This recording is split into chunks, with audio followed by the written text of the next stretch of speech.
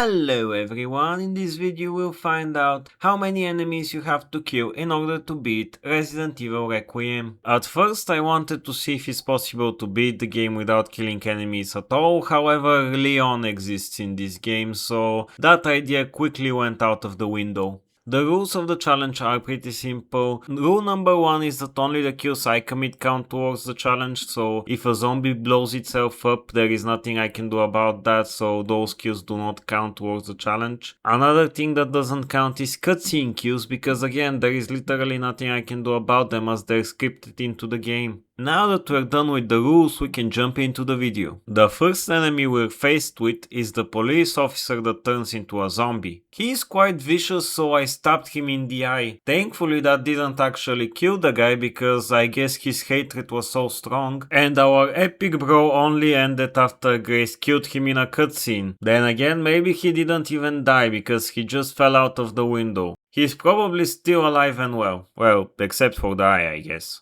We then jump into Leon's campaign. Even though he is quick to pull out his gun and witnesses some questionable behavior by a lady zombie, he doesn't actually need to kill anyone. You just need to run around and avoid the zombies, which will trigger the cutscene where Leon gives up on chasing Gideon. Back to Grace, there is literally no way to kill the girl, so we don't have to pay much attention to this part. And we go back to Leon, where we have to commit our first kills of the challenge. These are the zombies in the waiting room, and you're literally given the objective to kill all the infected. And even if you get the chainsaw, you still cannot open the door unless you have already killed all the zombies, so there is nothing you can do about it. You have to kill all 11 zombies, otherwise you won't be able to proceed forward. Cutscene: Leon then shoots the girl and gives us a revolver with one whole bullet, so even if we wanted to, we can't really kill many zombies. You will probably get bitten multiple times while doing this challenge because there are just so many zombies in narrow hallways, but in the end I was able to get the first quartz without having to kill any enemies. I then needed to acquire the corrosive acid to get the second quartz, even though it costed me my hearing and I'll probably never be able to hear properly again. I did manage to acquire the corrosive along with the second quartz without having to kill any enemies as well. Then I headed for the garage, where unfortunately Grace's pacifist run ends because a guy with a freaking bulldozer shows up. And if you don't kill him, you'll be run over by the bulldozer and you will die. I then went to get the heart. I didn't have any trouble with the chef or other zombies, and went to revive the organless corpse. In order to revive the corpse, you have to take out both the surgeon and the doctor that's next to him. However, crucially, you don't actually kill them because afterwards both of them get up, so you can revive the corpse without having to worry about killing anyone. That being said, you have to kill the organless corpse right after you revived it because you need its wristband. And as you can see, if we come back later with Emily, both the doctors are alive and well, and we didn't actually kill them, we just killed the organless one, because no matter how many times I circled around, he never got up, and I even came back there after the basement section, and its body had disappeared, but I was never able to find him, so maybe the other zombies just ate him, I don't know. But I will consider him as dead even though the body disappears, because I have no proof of him actually being alive after I killed him. Who knows, maybe I'm just blind and didn't see the guy. Finally, after carrying Emily around, I had to kill a few zombies because otherwise she wasn't able to solve the puzzle no matter how much time I gave her. At one point I even went to the door to see what's going on, but she never answered me. So unfortunately for me, I had to kill the 4 zombies that are attacking. One of them I had to kill twice actually, but I'll still only count it as 1 kill. And conveniently, and to the surprise of no one, Emily was done with the puzzle only once I killed all 4 zombies. Thanks Emily, you were useless. I should have just spammed all the symbols until I got the right ones. I would have gotten out of there with 4 kills less, and I wouldn't even have to go to the basement to save you. But before the basement I had to go to Leon's body and fight with the big boy, and once again the game doesn't allow you to just leave the monster alone, you have to actually kill it before you can do that. To make things even better, a zombie had decided that it had enough of life and blew itself up for no reason, which of course the game counted as my kill, but I am not counting that because I had no involvement in that kill. I then went to the director's office and tried to open the secret door, but apparently that stupid door has a mind on its own because it didn't allow me to go through unless I killed every single zombie that was attacking me. Thanks door, why do you screw me like that? So that's another 7 kills I was forced to commit because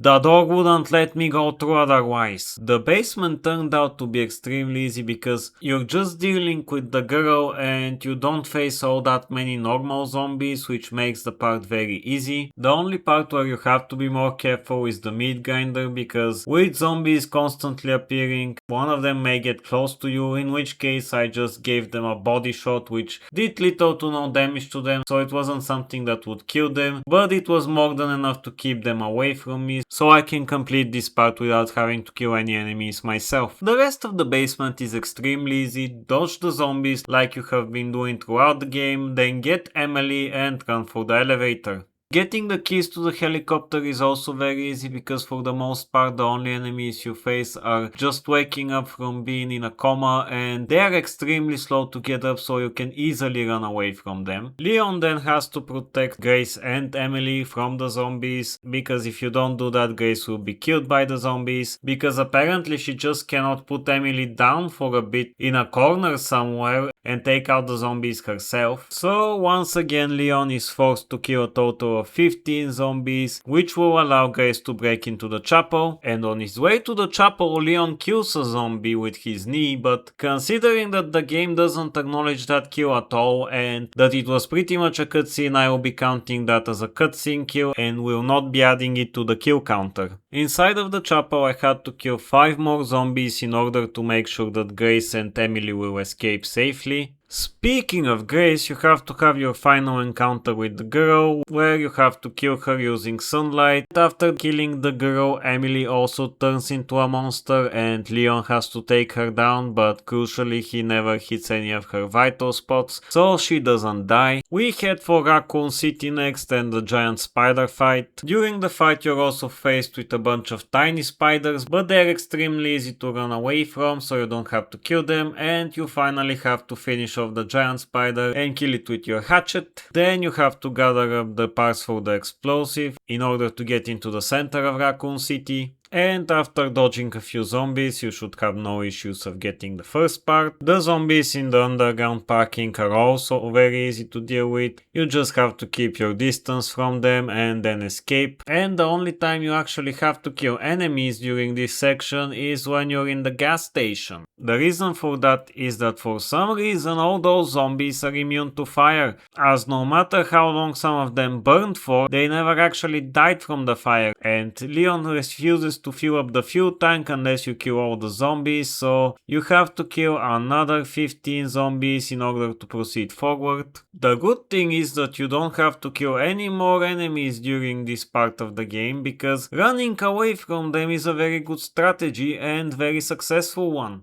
At some point the zombies were even helping me out by blowing themselves up along with their friends, making my task of lowering the crane extremely easy. While on the crane itself I was afraid that I would have to kill the zombies similarly on how you have to kill the zombies in the elevator in Resident Evil 4, but it turned out that all I had to do was wait long enough until the cutscene where the rope break happens and I didn't actually have to kill any of the zombies that were on the crane alongside me. The last thing I had to do before the detonator was finished was to go through the grenade launcher zombies, and honestly they made my life easier because they killed all the zombies I needed to kill otherwise. After that I got the part and was able to escape and complete the detonator.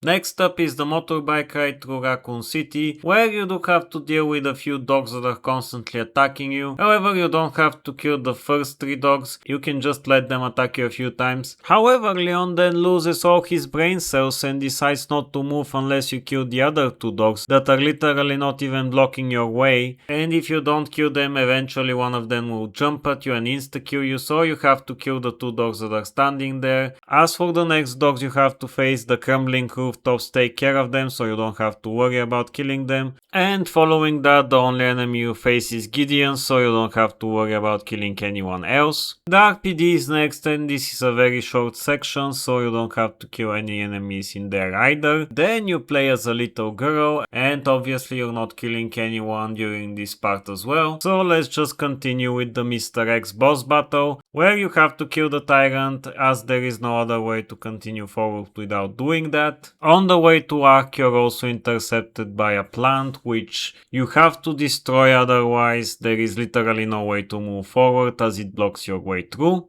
When you get underground, you can run past most of the plants like you did with the zombies. Unfortunately, there are two that are completely blocking your way, so you have to destroy them as well. And after that, you have to fight and destroy the giant plant, which will allow you to get into Ark. There we take a small break from fighting zombies and get to fight with Umbrella's elite guard. And in the first room I had to kill 3 of them, and in the second room a total of 8 of them had to bite the dust in order for me to proceed forward. And into the boss battle with Hunk. And I know that his body disappears if you go back after you defeat him. However, since we don't know yet what happens with him, I will count that as a kill for now unless we see him in a future game, and assume that somebody else picked up his body for their own reasons. We then go back to Grace, and she doesn't possess the greatest firepower to deal with lickers, so it's best that we just avoid them and sneak behind them, which is also great for our challenge because that way we don't have to kill any enemies. The white zombies are also not that big of a deal because they're pretty much like the regular zombies and are very easy to sneak around. And after some amazing stealth by me, I managed to complete Grace's whole part in Ark without having to kill any enemies. And for once Leon's part is more difficult because his sickness has gotten to the point where he can't even run away properly from the zombies, so you have to be extremely careful. And to make matters even worse, for some reason he announces himself to the lickers, making them notice him immediately, meaning that I had to use many of my healing items just to survive because that idiot wouldn't shut up. That being said, I still managed to run away from the lickers and go up on the elevator, but you know the drill by now. The elevator would only come after you kill all the monsters in the area. No matter how long you run away from them, the elevator would only arrive once you kill 6 lickers and 7 from the pale zombies. After getting into the elevator, we go back to playing as Grace, and she does not face any enemies whatsoever in her run. And we go to the final decision of the game, which is whether to release Selpice or destroy it. And we have to go with the destruction ending because that way we skip the final boss fight and the game ends immediately after it and we don't have to kill Gideon. This means that Grace ends the game with a very modest kill count of 7, whilst Leon ends the game with a staggering, by comparison, 87 kills. This is because when playing as Leon you're forced to kill all enemies in multiple areas and there's nothing you can do about that, and you have to kill those enemies, otherwise you're unable to proceed forward. So in the end, in order to beat Resident Evil Requiem, you have to do at least 94 kills in order to get the destruction of Elpis ending. If you decide to go for the other ending, you have to kill one more enemy, that being Dr. Gideon, meaning that Leon's kill counter goes up to 88 and the game's total goes up to 95, which is not a big difference, but it's still one more kill you have to do in order to beat the game that way. With that, we have completed the challenge, and if you enjoyed the video, feel free to like it and subscribe to the channel, and leave a comment if you have any ideas for any other challenges that I could attempt on this game or any other one. Thank you for watching, and I'll see you in the next video. Bye bye!